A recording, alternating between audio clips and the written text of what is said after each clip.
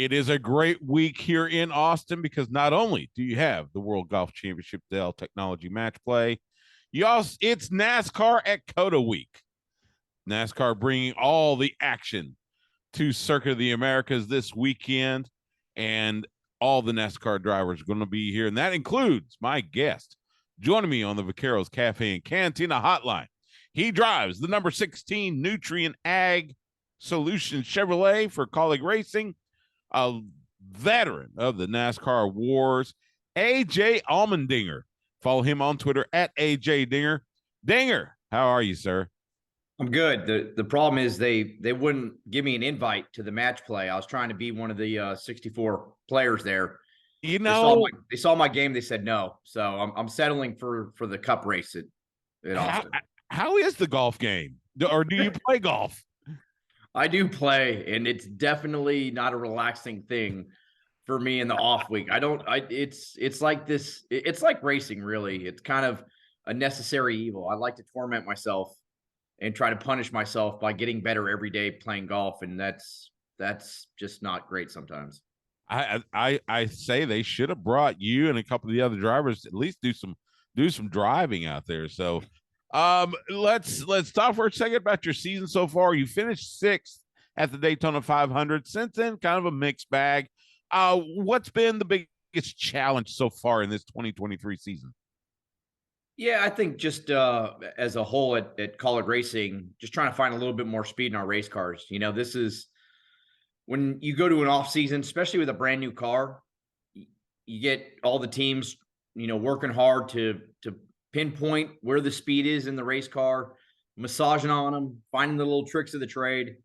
And I think, you usually see the big teams kind of come out early in the season firing because of the resources and just the actual manpower and figuring it out of how to make these race cars faster. So we've been a little bit off on our speed. But I felt like for the most part, we tried to maximize those weekends. The one that hurt really was Fontana to get taken out early in the race and finish last. For us those are tough things to come back from, but I feel like we've been okay since then. We definitely need more speed, but a place like this weekend at COTA, we know we can be really fast there. So we have to take advantage of it. This season is your first full-time season with Kaulig Racing. You spent the last two seasons as a part-time driver. Of course, drove full-time for so many years before that. What led you to make this season your full-time season?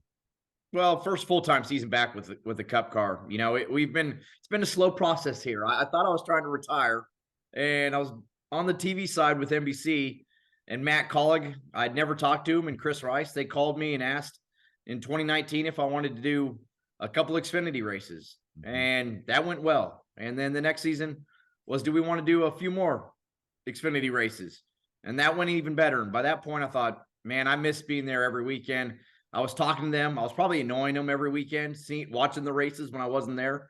And then, the last 2 years, we went full-time Xfinity racing and won 2 regular season championships, won a lot of races. And, the opportunity came up to come back Cup racing. And, it's a grind. Don't get me wrong. It's even when it's going well, it is a grind in the Cup Series because it is tough every weekend to run up front. Yeah. But you want to be against the best of the best. That's what you want to do. So I wanted to challenge myself, and that's why I'm here. That's true. That's true.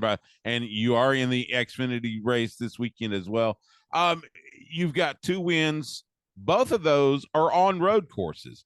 Is there something about road courses that lends better to your style of driving? Well, it's really what I grew up doing, from go-karting to I used to race Indy cars, and that was always my background was road and street course racing, because back when I was running, it was called the Champ Car World Series. The 2 series were split, and most of what we ran on was road and street courses. We didn't hardly run on any ovals, so I didn't really learn oval racing technically until I got to NASCAR. So it's always been my background. I feel like a driver can make a bit more of a difference. You still got to have a really fast race car to run up front, but it's just what I've always done and enjoyed, and it's where a lot of my success has come from. Let's talk about the track at Circuit of the Americas. 3.41 miles, 20 turns, 11 rights, 9 lefts. You won the Xfinity race last year. What's the biggest challenge on this track? I think Martin Truex Jr. called turn one the corner of calamity, I think, at one time. But give me kind of your assessment of the COTA track challenges and where you can make your hay there. Yeah, I really think it's one of the most unique racetracks when it comes to road course racing that we have in North America, because generally, if you look at those types of racetracks, they're either, say, take a Sonoma, for instance, really tight, a lot of slow speed corners, things like that. You take like a Road America, a lot of the corners are high speed corners. Well, if you look at COTA, it's got a mixture of everything. You got fast, high speed sections through the S's, long straightaways for running 180, 190 miles per hour down the straightaways. But in the back section, it's all first gear tight corners where there's a lot of contact, things like that. So you don't really get your car perfect in any of them. You just try to get your car good in all of them. The S's, you can make a lot of speed, but it's hard to pass there. You really got to have your car good on the brakes and good out of the low speed corners so you can get that run down the straightaways and make your passes. But as we've shown in NASCAR, we're willing to try to make passes anywhere and use the other driver if we have to. Yeah, you mentioned, mixture of everything. That's what we always heard from the Formula One drivers about that track. So it's great that it translates to both races. Let's talk about this field that's going to be in the Echopark Automotive Grand Prix. This has become a popular race. Not only you're getting Jimmy Johnson, the former 7-time Cup Series champion, you got 2 former Formula One world champions, including Kimi Räikkönen, who won on this track at the Formula One US Grand Prix in 2018. Talk about how stacked this card's going to be and what you'll have to do to have some success at COTA. Yeah, this is awesome. I love that where NASCAR's gotten to. A lot of it, I think, is this new car that we have. The old Cup car, it was such a different beast to drive that it was hard for these guys to come in and in a 50-minute practice figure out how to drive one of these things and even have any semblance of being competitive. With this new car, it's more like your GT car style of racing.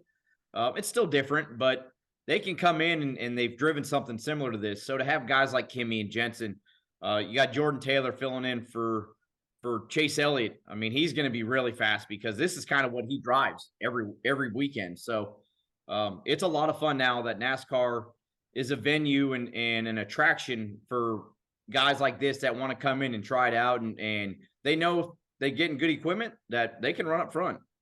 Yeah, it's going to be a fun weekend. By the way, you're going to be at the Echopark Fan Zone stage for a Q&A session Sunday at 11:15 a.m. Central. I know you want the fans to come out and say hi to you then. Well, I mean, this is what COTA is great. The city of Austin is so fun to be hang out in. I think all the industry loves coming to Austin just because of what the city is. The races the last couple of years have just been packed, and we love that. As drivers, if there's nobody there, great, we're still going to go race hard. But when you get a packed house, it puts that energy a little bit up higher, the anxiety, everything that goes with that. So we want all the fans out there. We have a great time with it. A lot of Q&As, a lot of things that drivers do during the weekend. So we want everybody out there. Yeah, it's going to be a fantastic weekend. The Xfinity Series Pit Boss 250 presented by USA Today. That'll be Saturday, 4 p.m. Central. You can watch it on FS1. And then the Cup Series Echopark Automotive Grand Prix, Sunday, 2:30 p.m. Central. Watch that on Fox. Don't forget, we have a pre-race edition of Revved Up ATX, noon to 2 p.m. Central on the Horn. Hope you tune in for there. He is the Dinger, AJ Allmendinger, driver of the number 16 Nutrient Ag Solution Chevrolet for Kaulig Racing. AJ, I appreciate all the time, man. Looking forward to a great weekend. Have fun, and looking forward to seeing you this weekend at COTA. Thanks, Stu. You sound like you got a lot going on this weekend. If we need to get you all jacked up on some Celsius, we can send that to you as well and get you ready for it. Sounds good. Thanks, Dinger. Thank you, man. NASCAR brings great stock car racing to Circuit of the Americas here in Austin this weekend.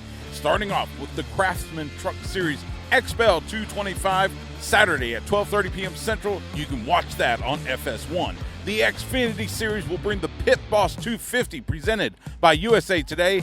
That's Saturday at 4 p.m. Central. You can also watch that on FS1. And then the main event, the NASCAR Cup Series Echopark Automotive Grand Prix, Sunday, 2:30 p.m. Central. Watch that on Fox. Tickets are available at NASCAR@COTA.com. And don't forget, we will have a pre-race edition of Revved Up ATX with Rodney Rodriguez, Bobby Chaffee, and me. Sunday, noon to 2 p.m. Central. You can listen to that on the Horn.